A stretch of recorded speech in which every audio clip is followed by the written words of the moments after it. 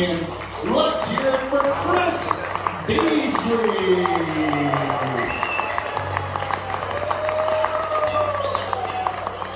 Good evening, Chattanooga. Thank you for coming out and supporting live comedy. Thank you. Thank you. Thank you very much. I feel honored. I feel special. That was quite lovely. Thank you. So we have any tequila drinkers in the house. Where are my tequila drinkers at? Right here. This is the most subdued tequila drinkers I've ever had doing this joke. Honestly, it's usually like, woo, and you guys are like, yeah, I guess. All right.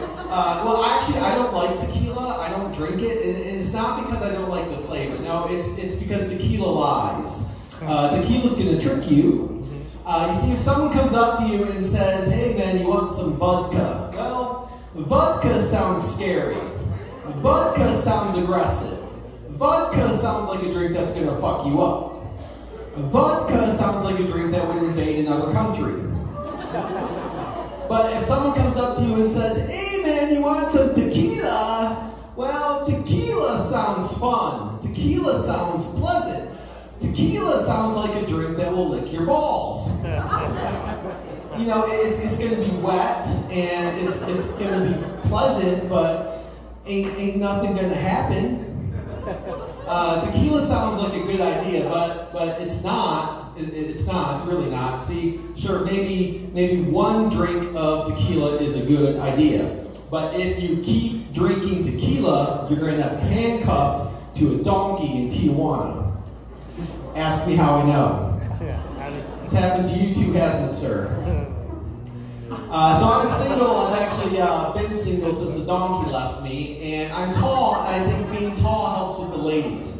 And I like to pick up ladies at the grocery store, and I like picking them up in the cereal aisle, and I like picking them up at the Cinnamon Toast Crunch. Now, I don't go to that organic granola. I don't want those 20-year-old hippie chicks. I want a 40-year-old divorcee that does emotional eating, so I go to the Cinnamon Toast Crunch. And I just take all the boxes and I move them to the top shelf. And I just wait.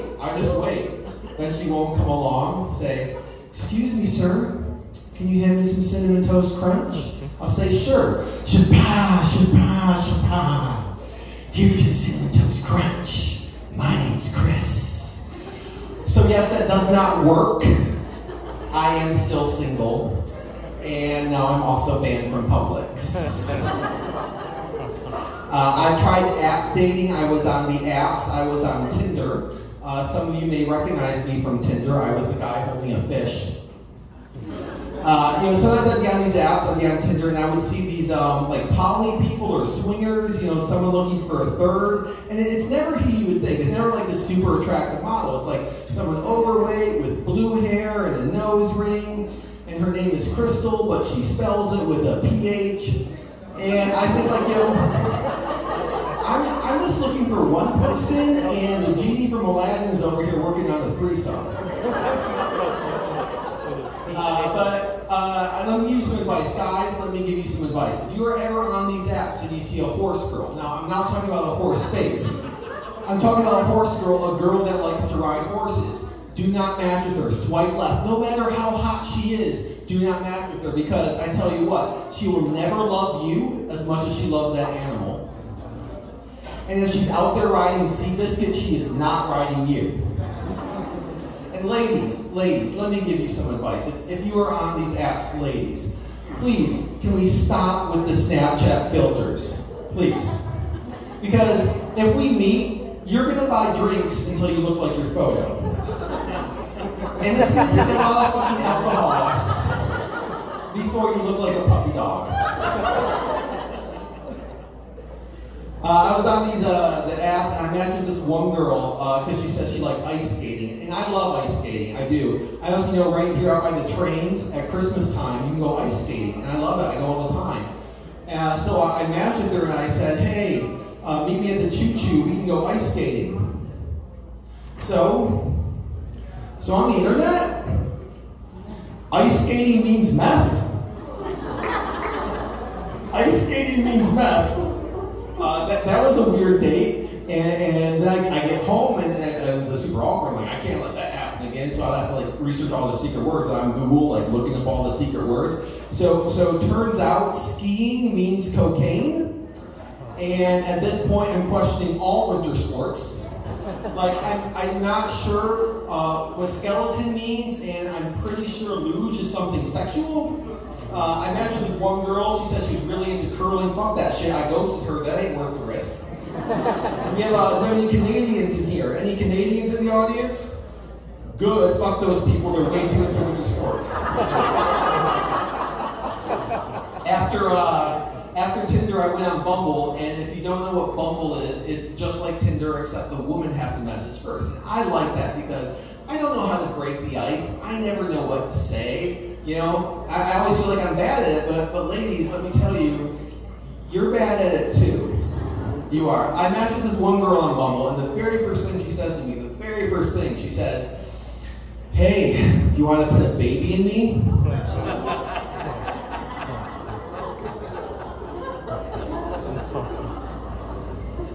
I'm speechless. I don't respond at all. About 5 minutes later, she messages me again.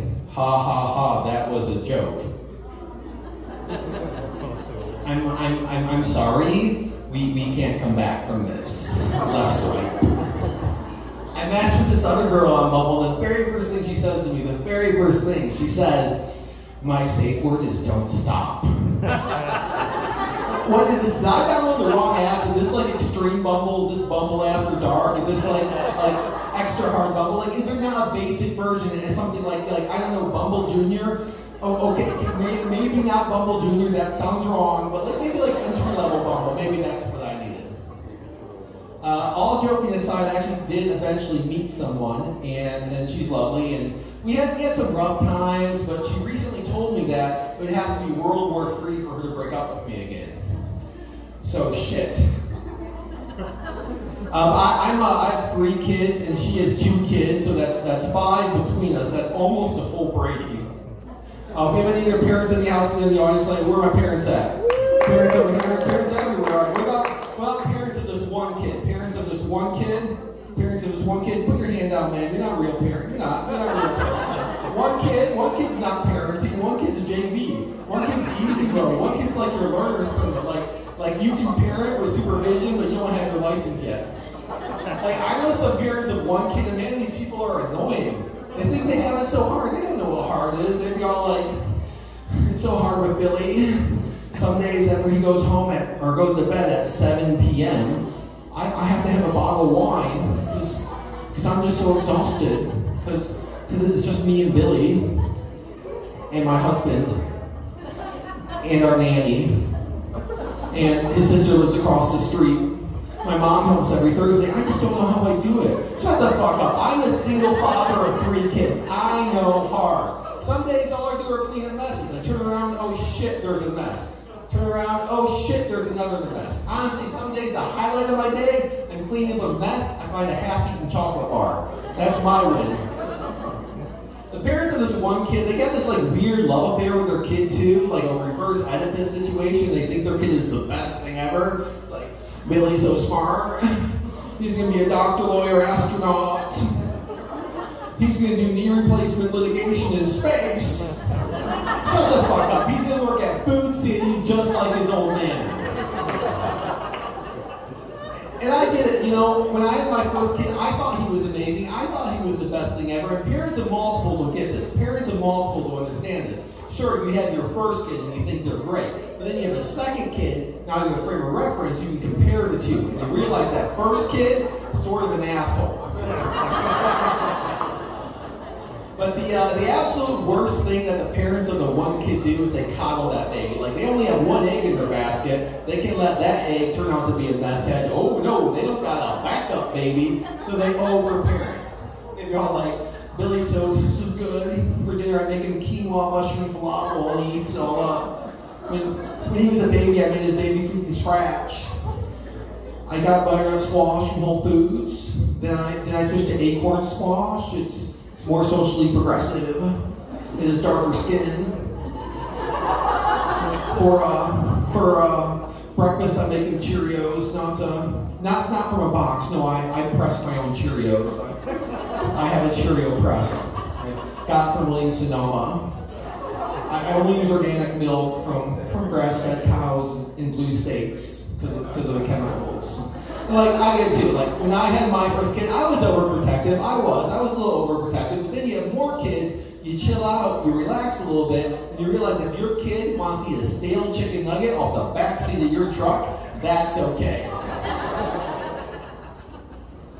These parents are the one kid, they get like way too obsessed with the food that their kid eats, right? Like quinoa, mushroom, falafel, what is this? When I was growing up in the 1980s, there was an entire aisle at the grocery store just for hot dogs.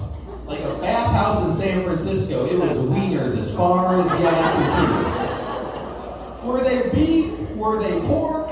We really didn't know. They were sort of skin colored, maybe they were made from white people. But the point is, we ate them 3 times a week and we turned out fine. I mean, look at you guys. You guys turned out fine. Look at me. I turned out fine. Here I am, performing on stage at the Comedy Catch, hosting.